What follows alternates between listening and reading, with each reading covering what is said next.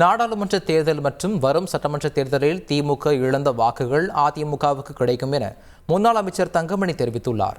மதுரை மாநகராட்சி குடிநீர் திட்டத்தை முடக்குவதாகவும் பாதாள சாக்கடை திட்டத்தை தாமதப்படுத்துவதாகவும் திமுக அரசை கண்டித்து அதிமுக சார்பில் திருப்பரங்குன்றத்தில் ஆர்ப்பாட்டம் நடைபெற்றது. அதில் முன்னாள் அமைச்சர் ராஜன் செல்லப்பா, தங்கமணி உள்ளிட்டோர் பங்கேற்றனர். தொடர்ந்து செய்தியாளரிடம் பேசிய தங்கமணி, நாடாளுமன்ற தேர்தலில் திமுகவுக்கு 6% வாக்குகள் குறைந்துவிட்டதாகவும் சட்டமன்ற தேர்தலில் மேலும் 6% வாக்குகள் குறையும் என்றும் 12% வாக்குகளும் அதிமுகவுக்கு கிடைக்கும் என்றும் தெரிவித்தார். நாடாளுமன்ற தேர்தலில் நாங்களோட தேசிய முற்போக்கு திராவிட கழகம் மட்டும்தான் இருந்தது. 1% வாக்கில் நாங்கள் அதிகம் பெற்றிருக்கின்றோம். 200 தொகுதியில் வெற்றி பெறும் என்று சொல்லுகின்ற திமுக கூட்டணி அப்படியே இருக்கின்றது. 6% வாக்கள் குறைந்திருக்கிறது என்று சொன்னால் மக்கள் யாருக்கு ஆதரவாக இருக்கின்றார்கள்?